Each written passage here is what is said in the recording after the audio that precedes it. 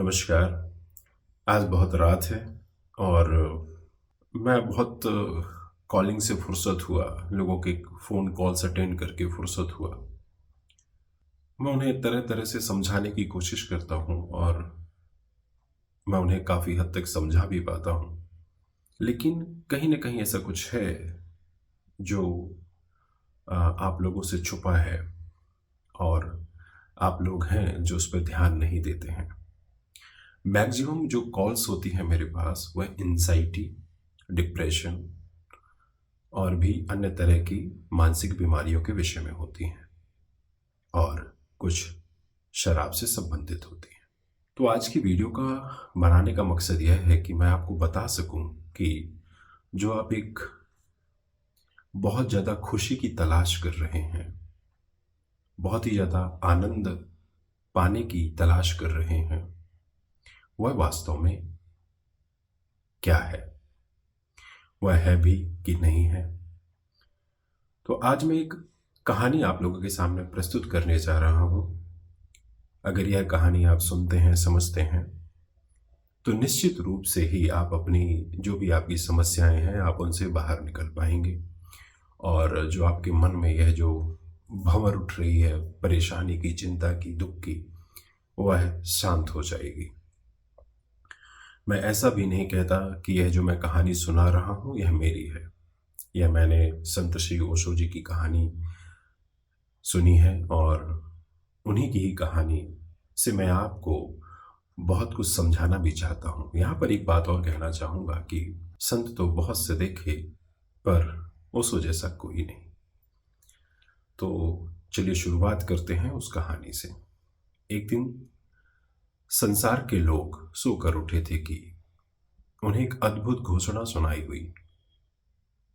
ऐसी घोषणा इसके पूर्व कभी भी नहीं सुनाई गई थी, किंतु वह अभूतपूर्व घोषणा कहाँ से आ रही थी यह समझ में नहीं आ रहा था। उसके शब्द जरूर स्पष्ट थे, शायद वह आकाश से आ रही थी।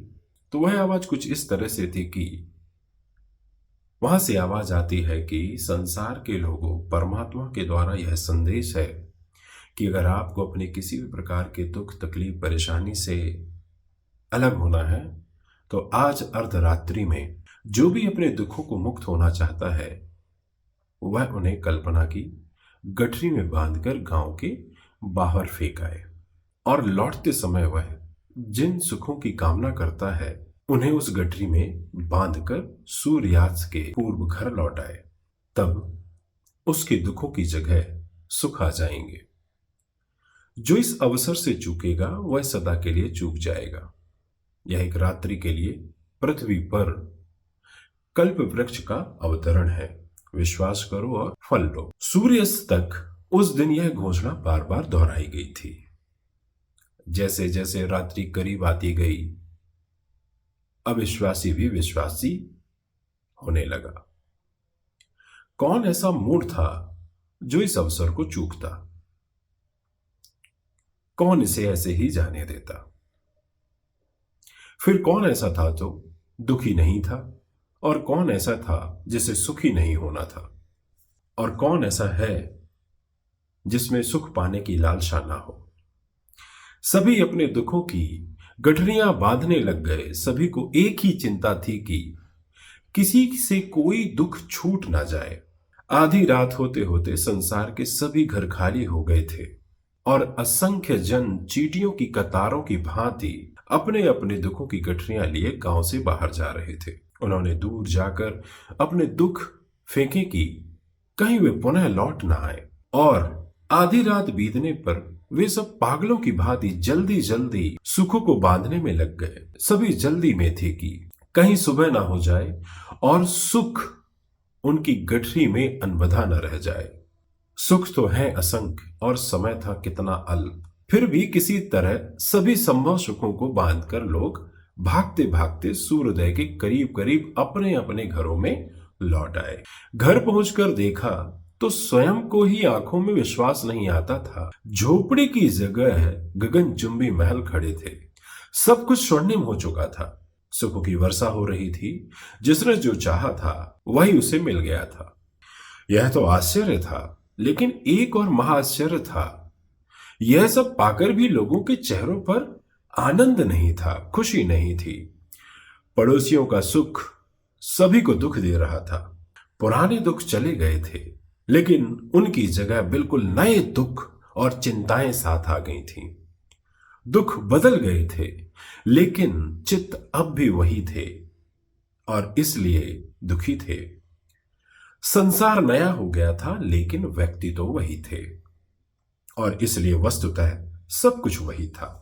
एक व्यक्ति जरूर ऐसा था जिसने दुख छोड़ने और सुख पाने के आमंत्रण को नहीं माना था। वह एक नंगा वृद्ध फकीर था। उसके पास तो अभाव ही अभाव थे और उसकी नासमझी पर दया खाकर सभी ने उसे चलने को बहुत समझाया था। जब सम्राट भी स्वयं जा रहे थे तो उस दरिद्र को तो जाना ही था, लेकिन उसने हंसते हुए कहा था, जो बाहर है वह आनंद नहीं है, जो भीतर है उसे खोजने कहां जाऊं। मैंने तो सब खोज छोड़कर ही उसे पा लिया है। लोग उसके पागलपन पर हंस रहे थे और उस पे दुखी भी थे। उन्होंने उसे बहुत ही ज्यादा बुरा भला कहा और जड़ बुद्धि कहा, बहुत मूर्ख समझा। और जब उनके झोपड़े महल हो गए थे और मणिमाणे के कंकड़ पत्थरों की भांति उनके घरों के सामने पड़े थे, तब उन्होंने फिर उस फकीर को कहा था, क्या अब भी अपनी भूल समझ में नहीं आई? लेकिन फकीर फिर हंसा था और बोला था, और मैं भी यही प्रश्न आप लोगों से पूछने को सोच रहा हूं। जो व्यक्ति का दृष्टिकोण है वह मैं कैसे बदल सकता हूं या कोई और कैसे बदल सकता है? व्यक्ति अपने दुखों को छोड़ना चाहता है, सुखों को पाना चाहता है। उसे तरह तरह की लालसाएं मिलती हैं, लालच मिलते हैं। अगर मैं इसे थोड़ा अपनी भाषा में बोलूं तो जो हमारी मेडिकल लाइन है कि जैसे एक लालसा देना कि आप हमारे पास आ जाओ, मैं पूरी तरह से ठीक कर दूंगा, फिर मैं वैसा कर दूंगा, मैं वैसा कर दूंगा। देखिए, अगर मैं आपके दृष्टिकोण को बदल पाया तो ठीक है। अगर नहीं बदल पाया और आपके सामने मैंने सब कुछ लाके रख दिया, सारे भंडार लाके रख दिए खुश होने के, लेकिन आपके अंदर का जो अंतरित्व है अगर वह नहीं बदला, तो मैं किस तरह से आपको प्रसन्न कर पाऊंगा या कौन किस तरह से आपको प्रसन्न कर पाएगा? वस्तुतः इस कहानी के माध्यम से ओशो जी ने यह समझाया है व्यक्ति को कि खुश होने की कितनी भी चीजें आपको मिल जाएं, वस्तुतः वह आपको दुखी पहुंचाएंगी, क्योंकि आप कभी यह नहीं सोचते कि मैं अपने आप को, अपने अंतरंग को कैसे बदलूं। बस आप ऊपर ऊपर से बदलना चाहते हैं, सब ढोंग अपना लेना चाहते हैं और वस्तुतः बदलता कुछ नहीं है। फिर आप इस तलाश में जुट जाते हैं कि मुझे खुशी क्यों नहीं मिल रही, मजा क्यों नहीं आ रहा। मैं बहुत से लोगों से यही प्रश्न करता हूं कि आपकी वास्तविक खुशी क्या है? अगर एक एंजाइटी अटैक वाले से मैं पूछूं कि आप क्या चाहते हैं, मैं खुशी चाहता हूं, क्या खुशी चाहते हैं? मुझे बस ये एंजाइटी से अलग हो जाऊं तो मैं खुशी हो जाऊंगा।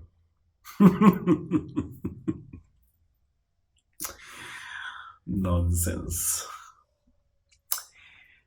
क्या वास्तव में अगर आप अपनी एंजाइटी से दूर हो जाएंगे तो आप खुशी हो जाएंगे? ये कहानी क्यों सुनाई गई है आपको? इस कहानी को सुनाने का क्या मतलब है? इस कहानी को सुनाने का मतलब यही है कि अगर मैं आपकी एक एंजाइटी को दूर करूंगा, कि स्वभावतः है जो एंजाइटी होती है पर्टिकुलर किसी ना किसी एक चीज को लेकर आप उसी में उलझे रहते हैं। अगर मैं आपकी एक उलझी हुई चीज को सुलझा दूं, सुनना मेरी बात को, अगर मैं आपकी एक उलझी हुई चीज को सुलझा दूं तो आप कितने दिन खुश रहेंगे? आप उतने ही दिन खुश रहेंगे जितने दिन आपकी कोई नई चीज नहीं बनती है। और यह वास्तविक बात बता रहा हूं मैं आपको। मैं अपनी एक कहना चाहिए दुखी व्यक्ति की एक कहानी सुनाता हूं, एक पेशेंट की कहानी सुनाता हूं जो आपको थोड़ा सा समझा देगी। एंजाइटी, फोबिया, डिप्रेशन जो भी है, मेरे पास एक कॉल आता है और वह कहता है कि मेरे मन में डायबिटीज हो जाने का बहुत बड़ा डर समाया हुआ है और बाकी मुझे किसी भी चीज से टेंशन नहीं है। अगर मेरे दिमाग से यह डायबिटीज हो जाने की बात निकल जाए तो मैं बहुत ही खुश रहूंगा। तो मैंने, क्योंकि आप जानते हैं कि जो इंग्लिश व्यक्ति होता है, अगर कोई एक थॉट्स उसके मन में आ गई, ब्लॉक हो गई, तो वो कहीं ना कहीं उसी में ही उलझा रहता है। भलाई उसके सेकेंडरी उसके सामने वर्ल्ड वॉर छिड़ा हो, उस पर ध्यान नहीं देगा। वो ध्यान किस में देगा? अपनी एंजाइटी पर, वो अपनी डायबिटीज वाली थॉट्स पे उसका सारा का सारा ध्यान केंद्रित रहेगा। लेकिन जो वास्तविक है, जो सामने दिख रहा है कि सब कुछ तबाह होने वाला है, सब कुछ उजड़ने वाला है, उससे कोई फर्क नहीं पड़ता उसे। वह तो बस डायबिटीज ना हो जाए पर उलझा रहता है और वह अपने उसको सबसे बड़ा दुखी होने की वजह मानता है। तो जब हमारे सामने यह बात आई और हम इस पे काम करना शुरू किया, कुछ ही दिनों में उसका ये जो थॉट्स था, 15 से 20 दिन समथिंग, उसके बाद वह थॉट्स उससे दिमाग से चली गई। वह बहुत खुश हो गया कि आपने मेरी सारी समस्या को हल कर दिया। अब मैं बहुत खुश हूं, बहुत बेहतर हूं, अब जिंदगी जीने का मजा आएगा और आ रहा है। मैंने बोला चलो ठीक है, मैंने ये बहुत ग्रेट अचीवमेंट मैंने किया। कुछ ही दिनों के बाद, लगभग 3 से 4 महीने के बाद, फिर से उसी व्यक्ति का कॉल आता है और वह मुझे याद दिलाता है कि आज से 3-4 महीने पहले मैंने आपसे काउंसलिंग ली थी और मेरे मन में डायबिटीज का डर था हो जाने का, वह आपने खत्म कर दिया था। मैं बहुत खुश था, लेकिन मेरे मन में ही कैंसर का डर आ गया। अगर मेरे मन से यह कैंसर का डर चला जाए तो मैं बहुत खुश हो जाऊंगा और अच्छा से रहूंगा। मेरी बात समझे?